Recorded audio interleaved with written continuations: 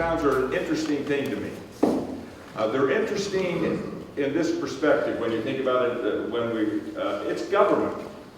I mean, a lot of you have mentioned that. You ran for office because you wanted to be part of the government, or you ran for office from experience that you had with other forms of government. But to me, it's interesting not because it's government, but because of what type of government it is. Have you ever thought about your city?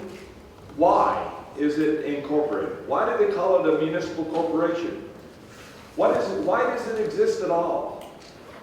Well, they're voluntary organizations. No one forced any of you to live in your city. No one forced your city or town to even incorporate it. There was never a time when someone said, you have this population, you're now a city. Someone made the decision to incorporate, to formalize Oakley. Near Oakley is a wonderful pioneer community. It's never incorporated. When you drive to Oakley, you'll go through Wanship, you'll go through Kiowa, you'll come to Oakley. Oakley's an incorporated governmental entity. They're not. How did it get that way? Someone at some time in the history of Oakley said, we need to incorporate this community. So why did they do it? To me, there's three main reasons why your community exists. The first, the most important to me, is that communities are incorporated to provide service to the group that they can't get for themselves on an individual basis. They're there to benefit the group. Think about what we do. We bring clean water to the homes. We take the dirty water away. If you don't think that's important, think of Flint, Michigan right now. That's a failure of the community. We plow the streets. We build the streets. We pave the streets. We quiet barking dogs. When an emergency happens and someone dials 911, it's us. That's primarily why we exist. We don't exist to govern. We exist to serve. The reason why your community was created, it was created because there was a need for a water company, or a need for a police department, or a need for community recreation. That's first and foremost why we exist.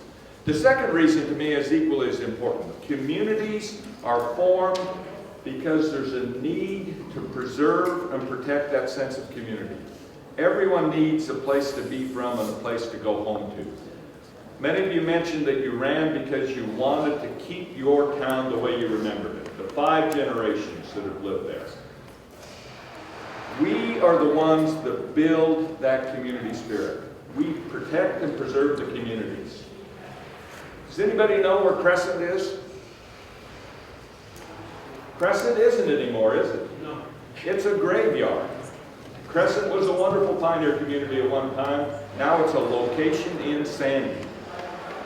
Spry is a sign that says cemetery this way.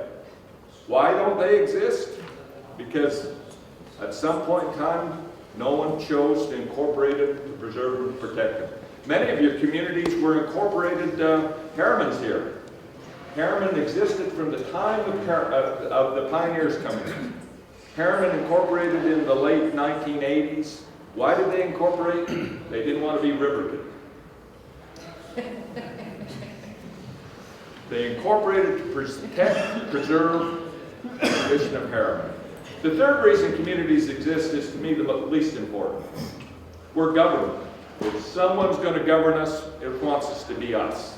If someone's going to zone us, it wants to be us. If someone's going to make decisions, it wants to be us. There are a lot of new communities that were created in recent years. Hideout. Hideout was created because they wanted to make the decisions on planning and zoning. Eagle Mountain was created because the developer had a bunch of ground and they wanted to be in charge. Elk Ridge was created because they wanted to be in charge. That's all right. We exist to serve, to provide municipal services, community service. We exist to protect, to preserve that sense of community, to build that sense of community, and we're here to to be in charge, to govern. How do we do it? Well, first, let's understand where we are in the pecking order of government. You don't exist because of some God-given right. You don't exist because of old English common law. You don't exist because the United States Constitution says that you have to exist. You exist because the Utah Constitution says that the legislature had to provide a body of law allowing you to incorporate. Our powers and duties are set out in what's called the Utah Municipal Code. It's Title 10 of the state law. The legislature gets to define your forms of government, your powers and duties, gets to your ability to do almost any of the services that you do. Currently, in the Utah Code, there are 3 forms of government that are available for you to choose. Practically in the state of Utah, and represented in this room, are 4 forms of local government.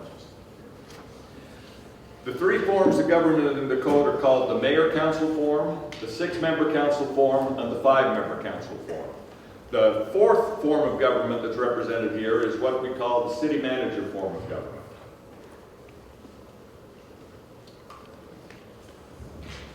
The difference between these forms of government is mainly in the role and the power of the mayor in the form of government.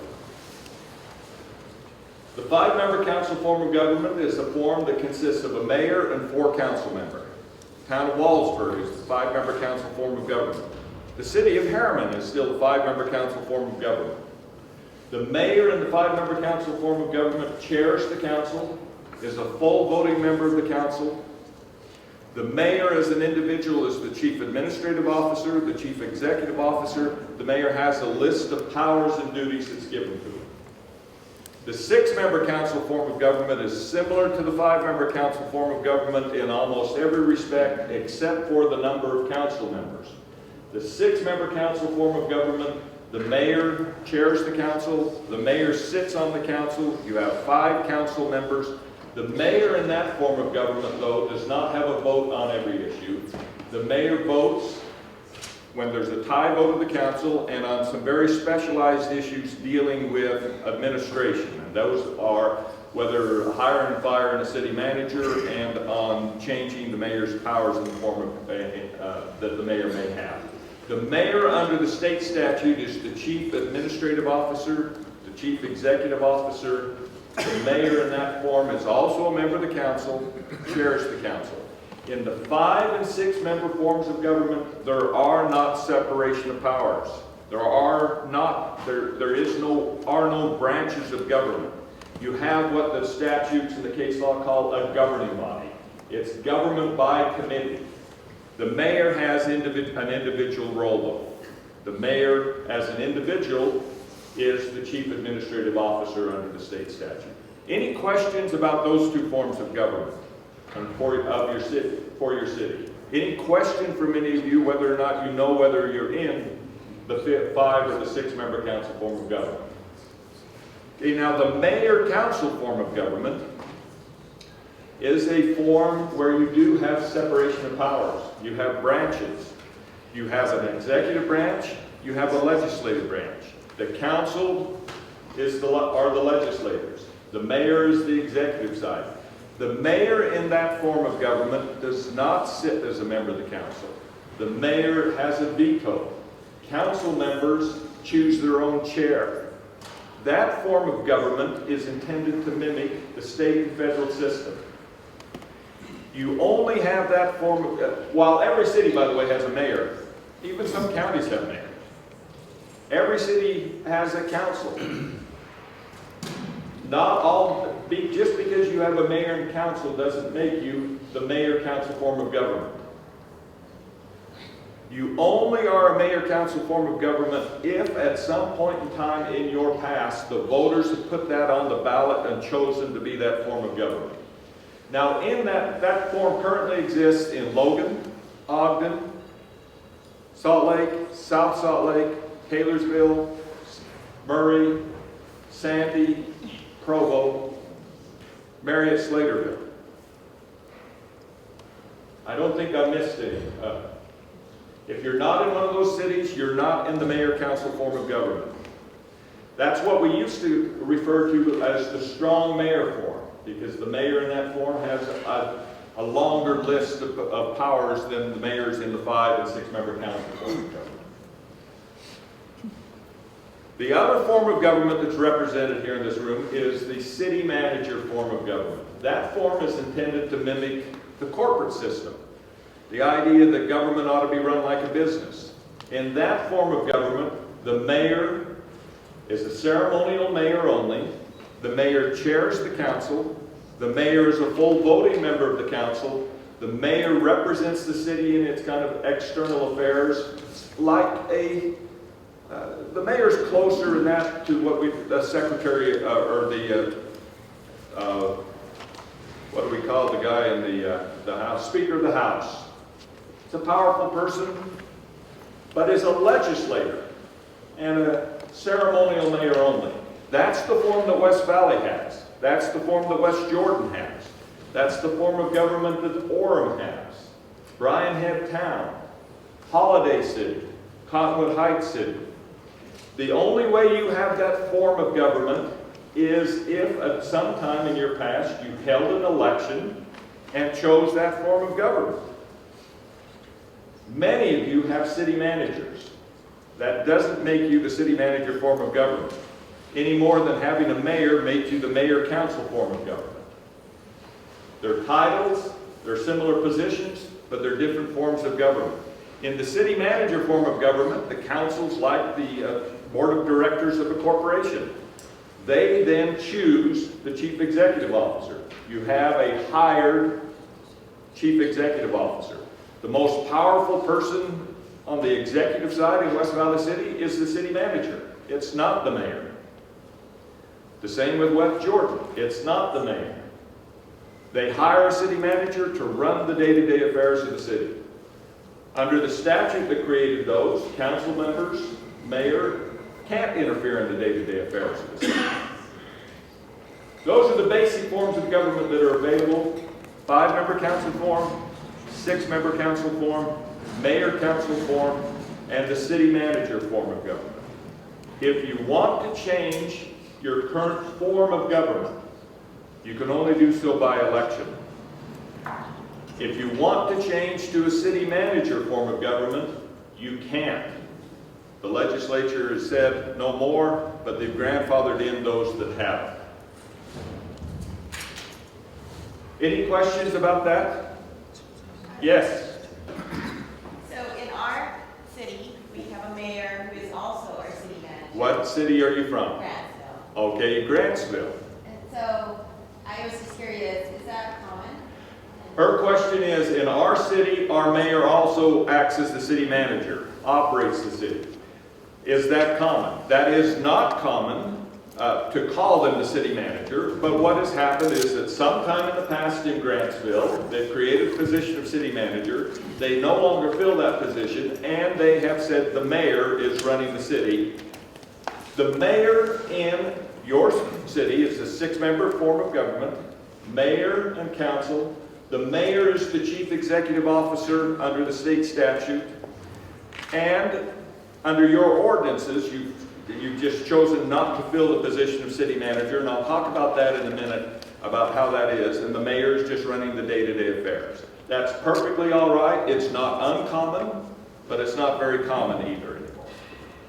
Yes?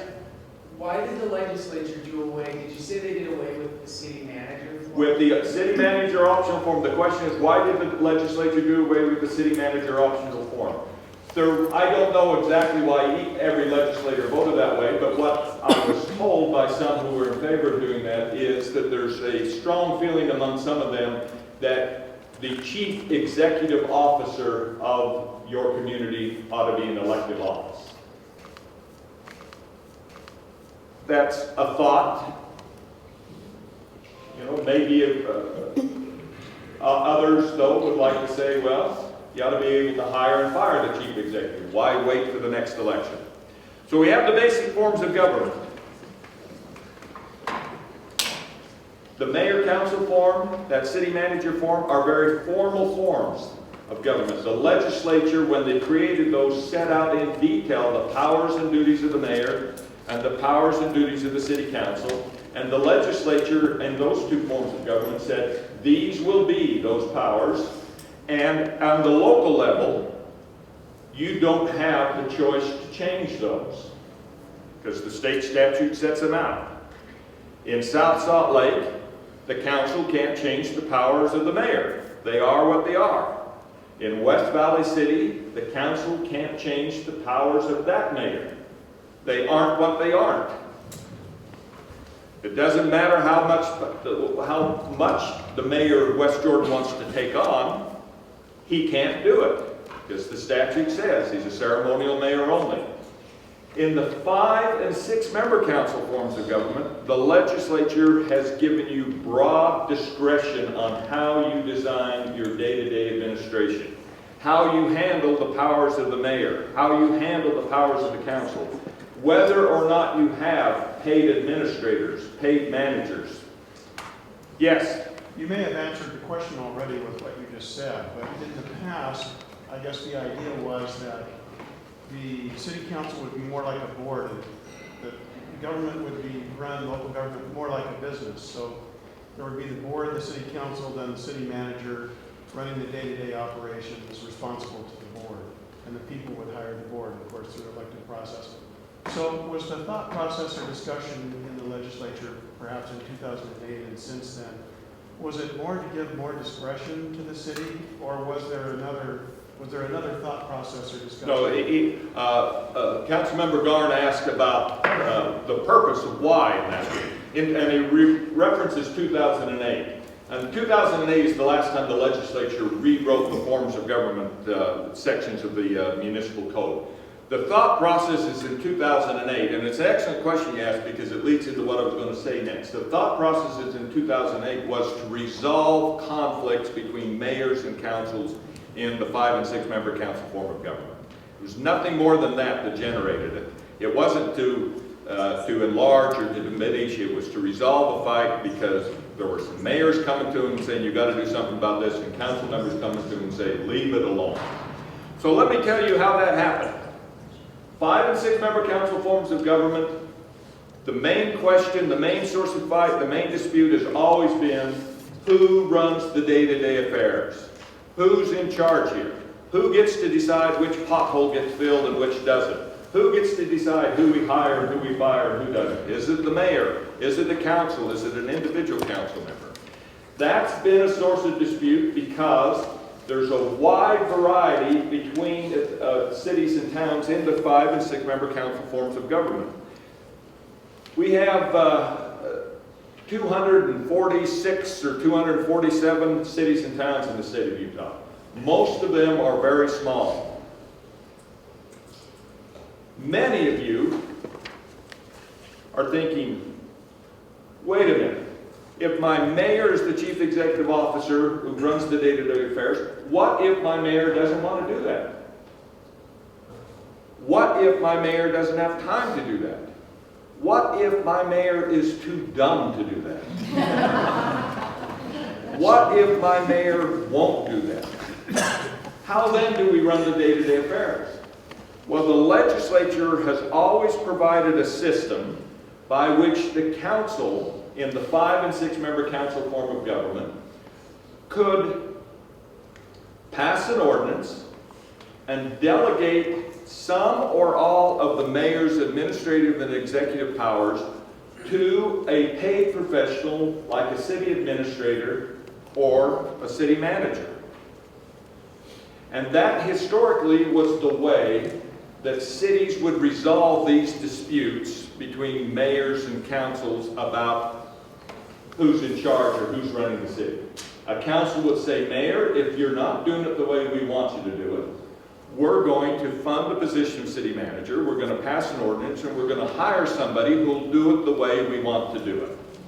And so very commonly over the history of many cities and towns, they've had a time when a council, for whatever reason, has said, Mayor, we want to have a city manager run the day-to-day affairs. We don't want you to do it. And they pass these ordinances. So at a time in Grantsville, they passed that ordinance. Currently, they've got the mayor, though, just doing it, and they haven't appointed a city manager. In Kaysville, they have an ordinance, they have a hired city manager. That was a common way. Yes? I was just looking at our website, and it says our form of government is a city manager by ordinance. Yes. Not just a 6-member council. You're a 6-member council form of government, but you passed an ordinance, you have a city manager. What city are you from? Saratoga Springs. Yes, Saratoga Springs. Saratoga Springs, by the way, was created because some developer wanted to sell lots. Utah County had a policy that they weren't going to do development unless you were in a city, and so the developer created Saratoga Springs. Now, Saratoga Springs is much beyond that. The Saratoga Springs people now are worried not about whether or not they can sell lots, but services. How we get water, how we get sewer, how we build a sense of community, how we get people to say, when they're asked, where are you from, that they say, I'm from Saratoga Springs, instead of saying, I'm from South Lehigh. They've grown beyond what they're doing there, and it's a wonderful community. Yes? Am I correct in assuming from what you're saying that in the 6-member, you do an ordinance, you hire a city manager, there's discretion as to who gives direction to that city manager then? Exactly. There could be. Now, in 2008, Lehigh was in a big fight with their mayor. Bluffdale was in a big fight with their mayor. The council said, we are going to pass a city manager ordinance, Mayor. We're going to take from you your powers as a chief administrative officer and give them to this paid professional, because the paid professional will do what the council says, and we're tired of passing rules, policies, and having the mayor say, no, I'm not going to do that. And so they did that. Those mayors knew legislators and blew it all up at the legislation, and then they had a big fight and they rewrote the whole thing. And the big grand compromise was that in the 5- and 6-member council form of government, they said, all right, if you have an ordinance, we're grandfathering in all those ordinances until you pass them. Any ordinance that creates this prior to 2008 stays into effect just the way it is. If a council wants to do a new ordinance that takes power from the mayor and gives them to a manager or gives them to themselves, then they need either the mayor's consent and a majority of the council to agree to that ordinance. We're going to give the mayor a vote on that, or they need a unanimous council to do it. And likewise, they said, if you're going to repeal that ordinance, or amend that ordinance and take power and give it back to the mayor, you need the mayor's consent or a unanimous council.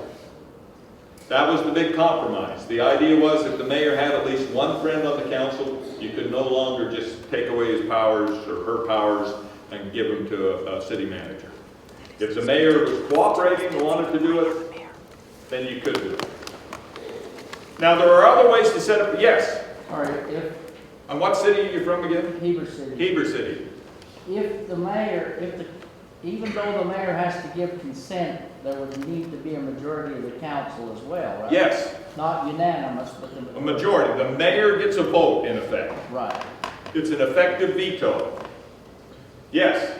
Is there a difference between the city manager and the city administrator? The question from Clearfield is there a difference between the city manager and city administrator? Practically, no. To city managers, yes. The city manager is a more important title in the business of city administration than city administrator. But you could have, under our system, you could have an ordinance that creates the position of city administrator, call them city administrator, and give them the same powers that your neighboring city's city manager has. And it's on title only. But the title is important to professional city managers. If you've got a city administration system and they ask for a raise, give them a title and say, we won't give you a raise, they'll be just as happy. Yes, from South Salt Lake. 2 questions. Maybe you answered one and I just wasn't paying attention. But when a city or town is incorporated out of the box by default, which form is it born under? And then the other question, talking about limiting the mayor's powers, that cannot happen in a mayor council form. That's it. Right, the question, he asked two questions. The second one I'll answer first. In the mayor-council form, you cannot limit the mayor's powers by ordinance. You can't create this city manager situation. It's a formal system set out in the state code. It's separation of powers. Council members are legislators only, and you cannot affect the mayor's powers. The only way to affect them would be to go to the legislature and change the mayor's powers in the state code, or to put it on the ballot and change your form of government. Your first question is, who decides initially what form of government the city has? Well, in modern times, when a city is created, incorporated, that decision is on the ballot for the people to vote on at the same time they vote on the creation. So Mill Creek has gone through a vote to create, and they also had a vote on what form of government they had. When Holiday was incorporated, they initially on their ballot chose the mayor-council form of government, and they acted under that for the first 6 or 8 years. And then they put on their ballot, let's change to the city manager form of government, and voted to be the city manager form. The old traditional historical cities that have existed since pioneer times, their forms of government originally were established by population. So a town was under the 5-member council form. When it got to be a certain population, it became a city, automatically became the 6-member council form. When it got to be a second-class city, automatically then became the commission form of government. And when they got to be a first class, became a 5-member commission form of government. Those commission forms, all those cities that were under the commission form held an election and voted to go to the mayor-council form or the city manager form. The legislature has now removed the commission form of government from the statute as a choice. So that's the way you got there. South Salt Lake, at some time in their history, chose the mayor-council form of government with some kind of ballot proposition, rather than becoming a commission form automatically. Any other questions on the basic forms? Yes? When you're talking about the mayor having to consent, is that only in relation to switching to a city manager? I mean, we have a situation where they want to remove. Traditionally, the mayor has appointed people to special districts, and they want to remove that power. Does he have to consent, or do we just need a majority? Okay, excellent question from Syracuse, probably. Syracuse is one of the cities that helps us write these laws, because for some reason, in Syracuse, the people who run for mayor have a different mindset than the people who are on the council. And they're always identified about who gets to do what. But it's an excellent question. They don't want to get rid of their city manager. They don't want to add a city manager. They just want to say the mayor can't appoint, that we want the appointment power. Now, in the statute, in the 6-member council form of government, there's a list of mayor's powers. One on the list of mayor's powers in the 6-member council form of government is the power to appoint, with the advice and consent, people to committees and commissions. If you take that power away, you need the mayor's consent or a unanimous council, because it's one of the list of the mayor's powers and duties. Yes? Exactly what does advice and consent? His question is exactly what does advice and consent mean? What it means is the same thing it means on the federal level when a president nominates somebody, say, to the Supreme Court. It means you get to say, Mayor, our advice is you made a bad decision, choose another one. Our consent, the consent means we say yes or we say no. It does not mean appoint this person. It means you get to say, this is the kind of person we would like. And if you don't bring us somebody like that, we're going to say no. Council majority? Council majority on advice and consent. And a good example is here, if you read the newspaper in Salt Lake City, the mayor in Salt Lake City has the power to remove her department heads, ask for all the resignations, receive them, and is now bringing up names for new department heads. And council is saying, no, we didn't like that one. Bring somebody else. Or, yes. That's the way we'll do it.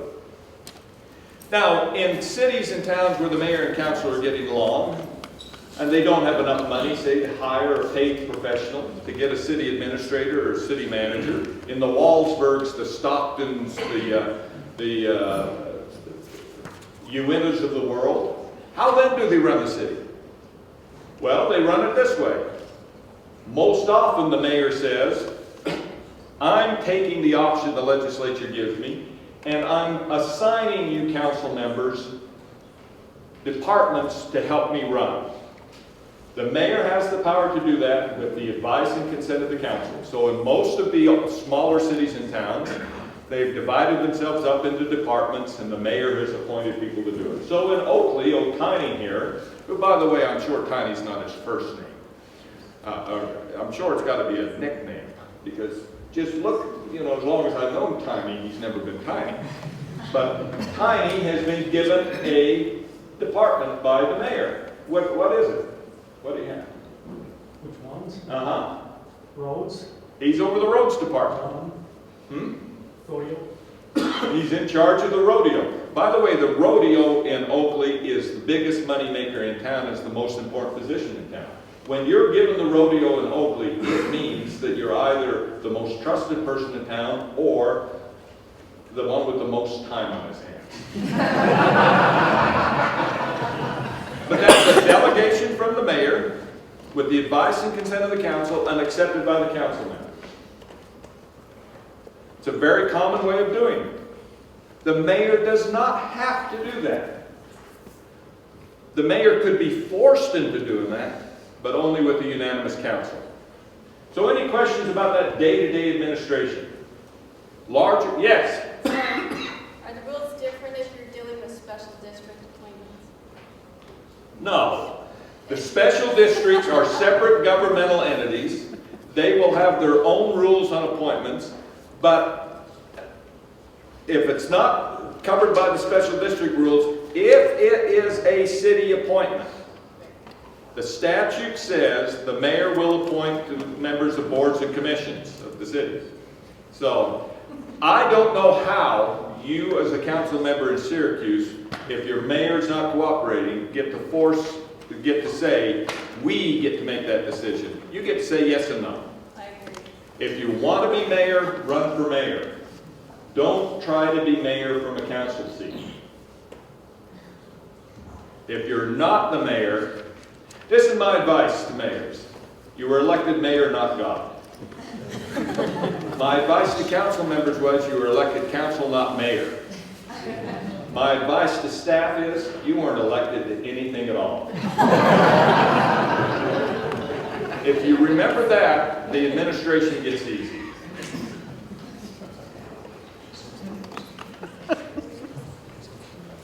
What can you do? We've talked about how you do it. What can you do? You are very powerful people. We like to talk about the federal government being intrusive, and we like to talk about the state government being intrusive. But by far, the most intrusive form of government is local government. We're intrusive and we're coercive. We're intrusive because traditionally local government is the government that you use to tell people what they can do in their backyards. Traditionally, we're the ones that are in the land use business, the land use control business, the zoning business. Traditionally, we're the ones that are in the nuisance business. We're the ones that decide how many dogs people can have, and where they have to store them, and how big their fences are, and where the fences can be, and what they can be made of, what color they can paint their roofs. Traditionally, that's what we do. It's very intrusive. And we're coercive because in order to provide the services to the communities, you have to force individuals to participate in the services.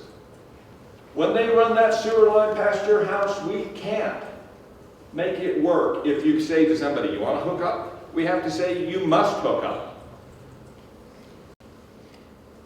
When we do the 911 service, we don't say, would you like to have this tax on your phone?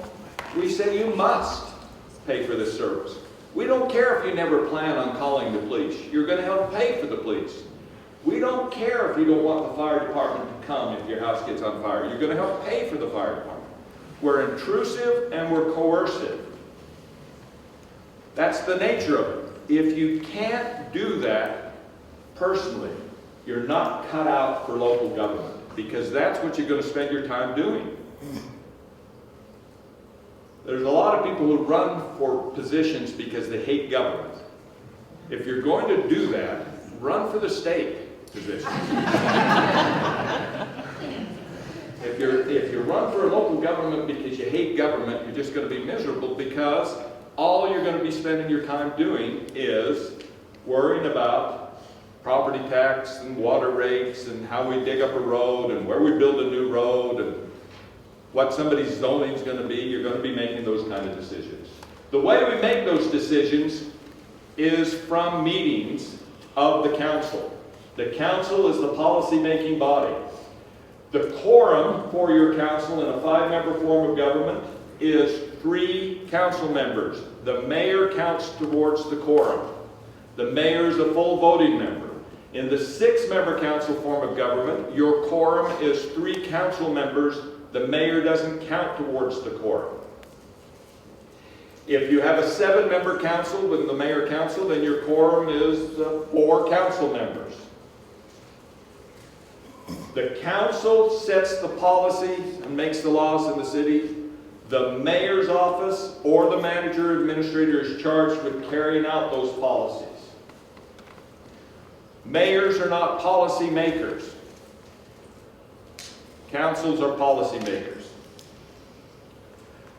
Your powers and duties are delegated powers from the state legislature.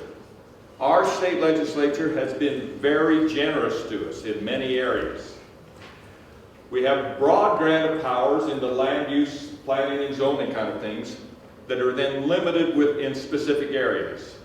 We have a very broad grant of what we call police powers, the powers to make laws and rules regarding things like nuisances and land use and crimes and how you run the roads and what happens in your parks.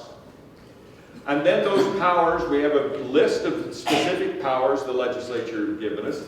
And I say they've been generous because there's also a general kind of power that is given us that says, and anything else that promotes the general welfare.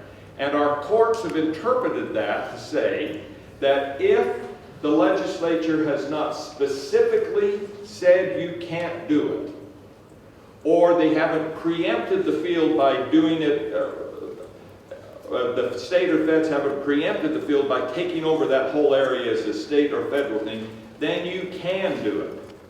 So you can be very creative in your policies, your laws, your procedures with specific limitations. Now let me give you some examples just so you understand that.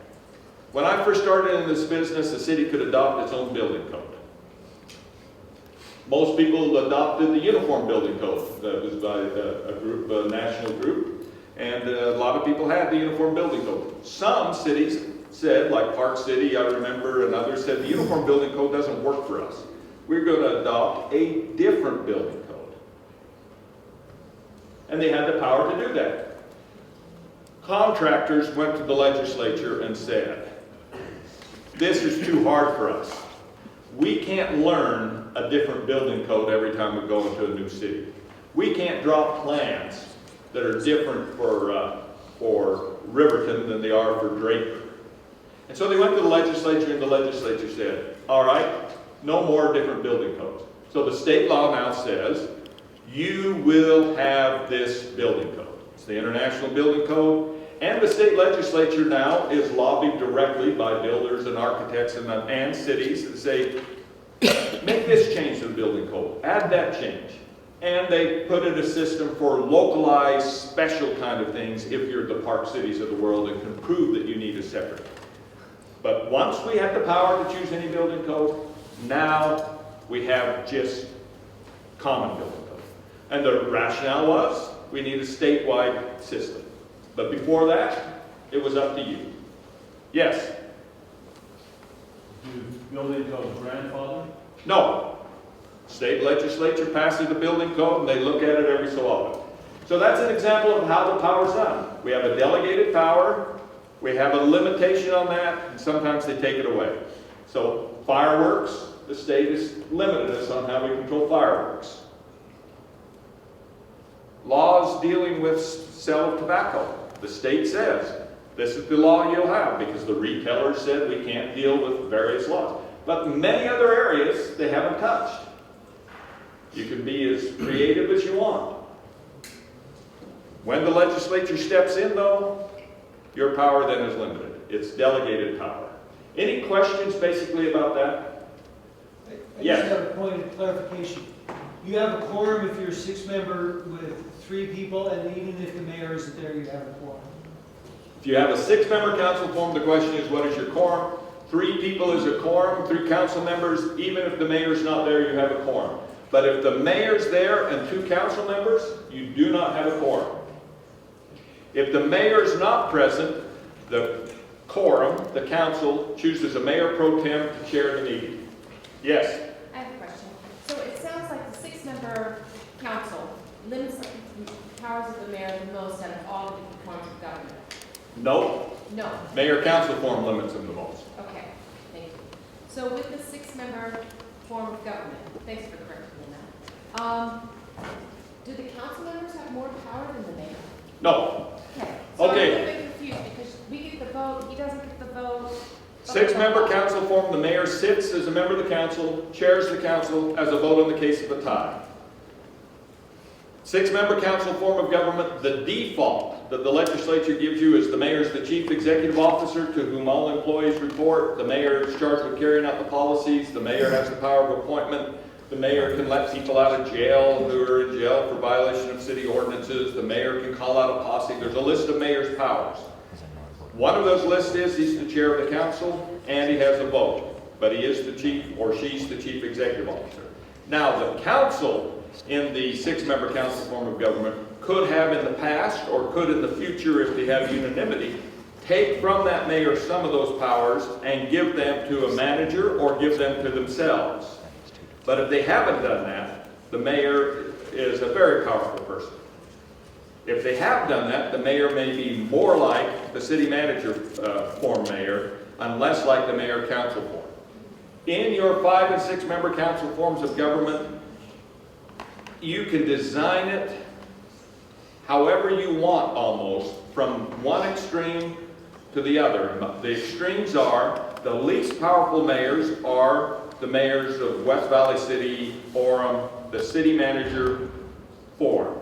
Those mayors are ceremonial mayors only. The most powerful mayors are the Salt Lake, Sandy kind of mayors, the strong mayor forum.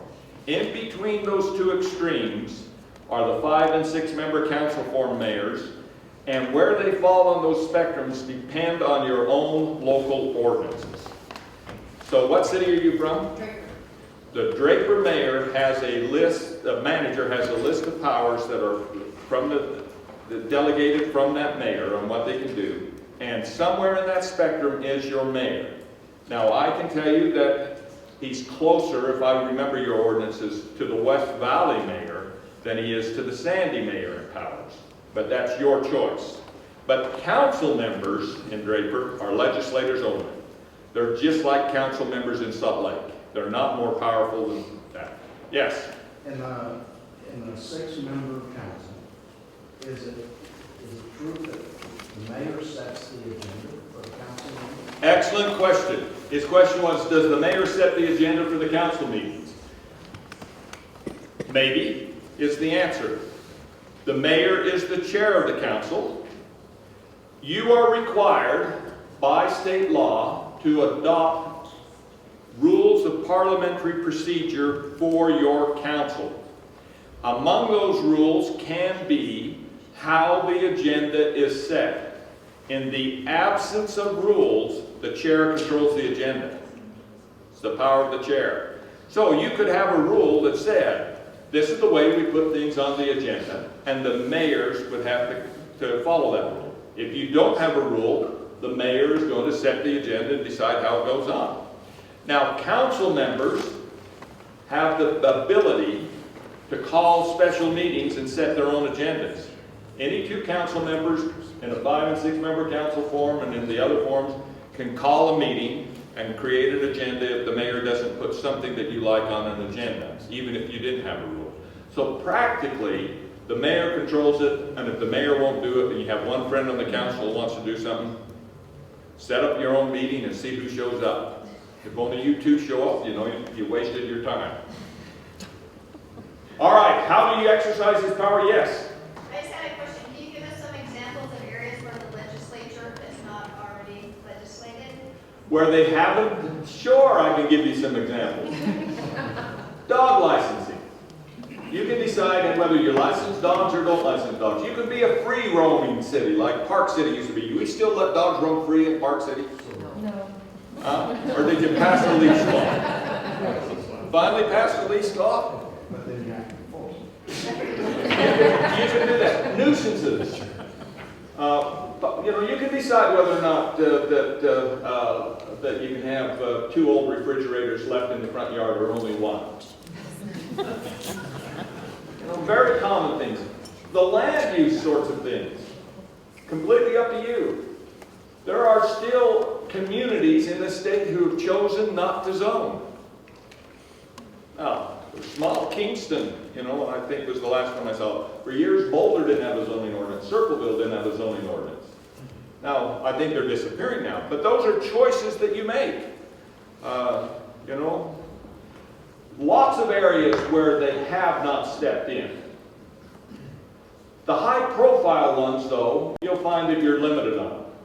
Now, we're going to have a bill in front of the legislature here this year that will say that you can't zone out beekeeping. Maybe it'll pass, maybe it won't. But that's the kind of thing that happens because we have that broad grant, then someone complains to their legislature, or I can't keep bees in my city, and they say, well, that's silly, I like bees. Let's pass a law that says cities can't tell you whether you can or can't keep bees. Yes? Back to the rules, I presume 3 councilmen can adopt or change or what modify. Right. Excellent question. He says, who adopts the rules? All right. In the 5- and 6-member council form and in the other forms, the minimum vote to accomplish anything is 3 yes votes. Quorum of 3, 3 yes votes. If you have a quorum present and 2 vote yes and 1 vote no, it doesn't pass. There's a minimum vote level. The minimum vote in the 7-member council form, 4 yes votes. It's not a majority of the quorum. If there are not 3 votes on your side, you lose in the 5- and 6-member council form. So yes, when you adopt your policies and procedures, 3 yes votes. Yes? Just so I heard you right, in a 7-member council, if you have 5 people present and you get 3. I'll have to check because the 7-member council, I think it is a majority of the quorum in yours. Okay. You would remember more than me, yes. Follow-up question. So the mayor chooses in some area to not follow the rules. You just overrule the chair? What procedurally thing? Or just a simple, not important example I didn't challenge you on. But in our rules, it says our meetings start at 7. This January, the mayor changed it to 6. When I was discussing it, he says, well, I'm exercising my prerogative. Well, I didn't want to lose his support on other things, so I didn't challenge him. But I could have said, you don't have that prerogative. You certainly could have said that because actually there's state statute that says by ordinance that you will establish the date, time, and place of your Right, meetings. and And so you have an ordinance somewhere that says that, and you could have done it. It's not the mayor's prerogative, but that's an excellent example. There are some fights not worth fighting. It's in the rules, so I Yeah. could have challenged. Yeah.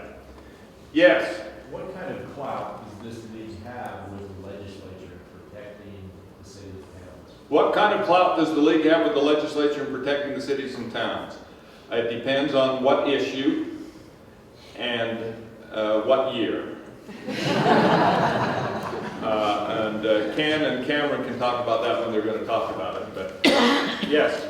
What are the consequences of a city not abiding by some of the state codes that you mentioned? What are the consequences of a city not following state law? It depends on which state law. We've got the state auditor's office here. The first consequence is if it's a thing that the state auditor is interested in, you're going to get written up in their audit and say do it. And potentially you could lose your ability to get your property tax and sales tax, potentially. Now, if it's not one of those things they're auditing, the consequences depend on what it is. And right now we're going to talk about, since we're running out of time, is the Open Public Meetings Act, and that's a good example on the consequences.